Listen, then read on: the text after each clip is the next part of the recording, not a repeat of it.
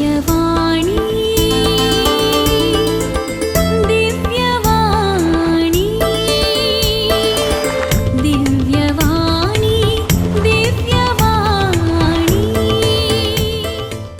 the Lord, hallelujah, dear friends. Greetings from Father Franklin D'Souza from the Diocese of Shumoga.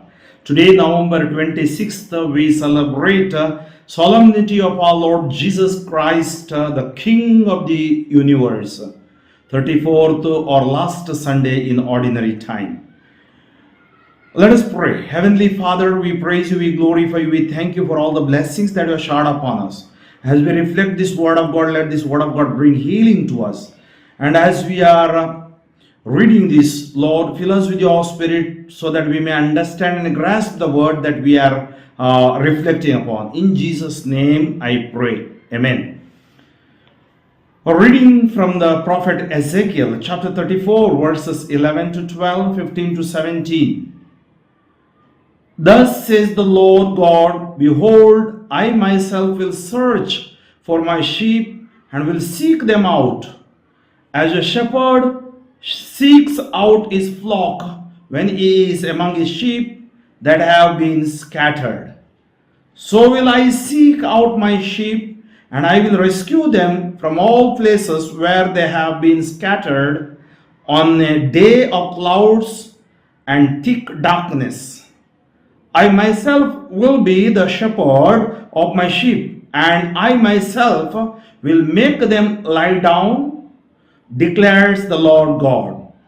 I will seek the lost, and I will bring back the strayed, and I will bind up the injured, and I will strengthen the weak, and the fat and the strong I will destroy. I will feed them in justice. As for you, my flock, thus says the Lord God, behold, I judge between sheep and sheep, between rams and male goats.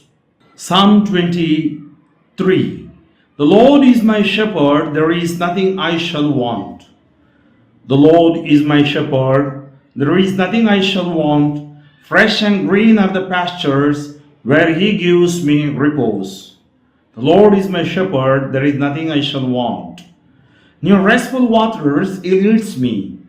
He revives my soul, he guides me along the right path for the sake of his name.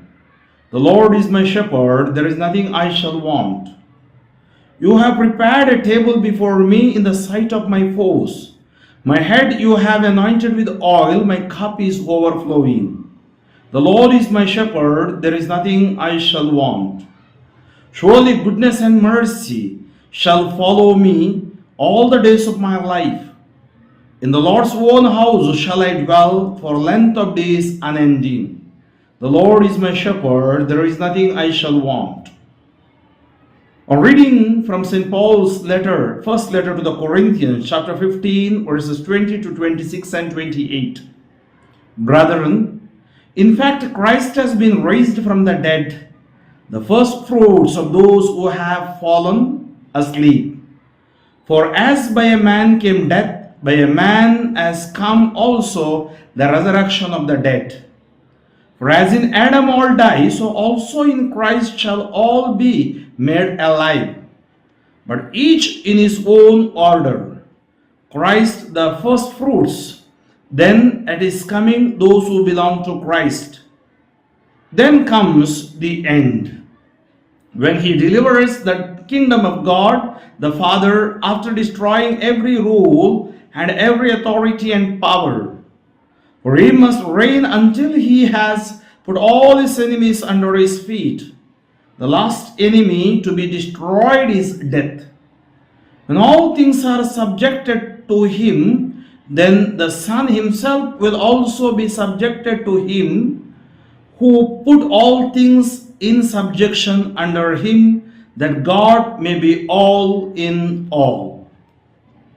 Acclamation. Alleluia, alleluia.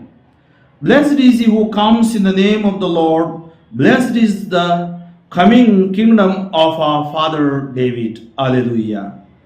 Gospel according to Matthew chapter 25 verses 31 to 46. At that time Jesus said to his disciples, When the Son of Man comes in his glory and all the angels with him, then he will sit on his glorious throne. Before him will be gathered all the nations, and he will separate people one from another, as a shepherd separates the sheep from the goats. And he will place the sheep on his right, but the goats on the left. Then the king will say to those on his right, "Come, you who are blessed by my Father, inherit the kingdom prepared for you from the foundation of the world. For I was hungry, and you gave me food. I was thirsty, and you gave me drink. I was a stranger, and you welcomed me. I was naked, and you clothed me. I was sick, and you visited me. I was in prison, and you came to me." Then the righteous will answer him, saying, "Lord, when did he see you hungry and feed you, or thirsty and give you drink? And when did we see you a stranger and welcome you, or naked and clothe you? And when did we see you sick or in prison and visit you?" And the king will answer them, "Truly I say to you, as you did it to one of the least of these my brothers, you did it to me." Then he will say to those on his left, "Depart from me, you cursed, into the eternal fire prepared for the devil and his angels. For I was hungry, and you gave me no food. I was thirsty, and you gave me no drink. I was a stranger, and you did not welcome me. Naked, and you did not clothe me. Sick and in prison, and you did not visit me." Then they also will answer, saying, "Lord, when did we see you hungry or thirsty or a stranger or naked or sick or in prison, and did not minister to you?" Then he will answer them, saying, "Truly I say to you, as you did not do it to one of the least of these, you did not do it to me." And these will go away into eternal punishment, but the righteous into eternal life. Jesus Christ, priest, prophet, and king. The roots of Christianity go far back to the intertwining of three great traditions of priesthood, prophecy, and kingship. All three are very strong in the Old Testament, and all three appear again in the New Testament. But somewhere along the way, we seem to have lost both the prophetic and the priestly threads. Perhaps it happened when Christianity got into bed with the empire under Constantine in 313 AD.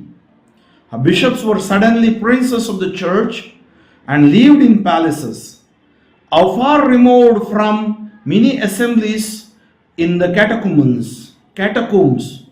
And so we celebrate today the feast of the Christ the King.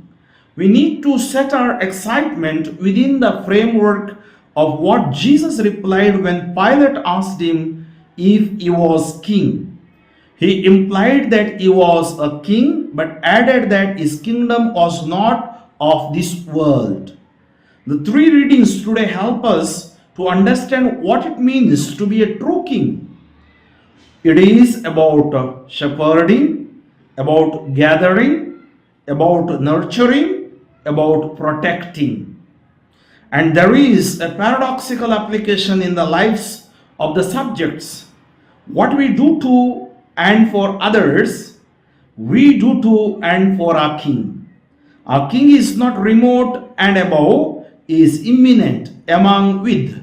Truly, Jesus' kingship is not of this world. It is our greatest privilege to serve such king as Jesus.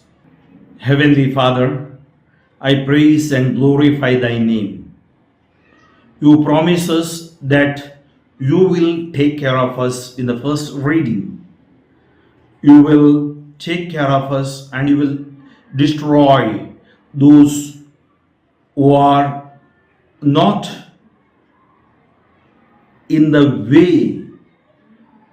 Maybe they are gone away with their own pride, because of their pride. And those people will have their own destruction. But you give us the instruction today how our end will be, how our judgment will be. In the second reading, it is very clear that through Adam the sin came, and through Jesus we have been saved. And the kingdom, glory, power is yours, Lord, and you will give it back to the Father, and for that we are waiting. And in the gospel, as you showed us how we have to live a life, it is not only enough preaching, but it is also we need to reach out others, those who are poor, downtrodden in the society. There are times we have been failed, Lord. As we celebrate the feast of your kingship, your kingship is not the kingship like the kingship of the world. You never lived in a palace. You came from a manger. You never wanted a glory, but God has given you glory. Today, Lord, help us to reach out others with compassionate heart. Help us to lead a good life in the community, in the family, in the places wherever we are around the globe. Help us to increase our faith and prayer life. Help us to strengthen our faith. Help us to strengthen ourselves in your love. Our minds, our thoughts, and Lord, you can change and transform them. We are lost in the world. We are lost in the bad habits. We are lost sometimes in the sin. You came to save us, Lord. Today, as we celebrate this feast, I pray for my people around the globe, that every continent, every knee shall bow, every tongue confess that Jesus Christ is the Lord.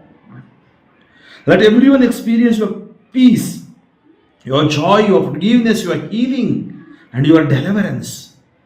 Everyone recognize you as the Lord and Savior. Remove the ignorance, open the hearts and minds of the people through the scriptures. O Holy Spirit, help us. We ask this through Christ our Lord. Amen. May you receive the power of Jesus. May you receive your healing in the name of Jesus. Rebuke blocks, bondages, curses, disturbances, sicknesses to go out from you. Touch in Jesus' name. Amen. Dear friends, I wish all of you a very happy feast of Christ the King. May God bless you. Kindly forward this message to your friends so that they may also experience the love of Christ and they may also be blessed by the triune God.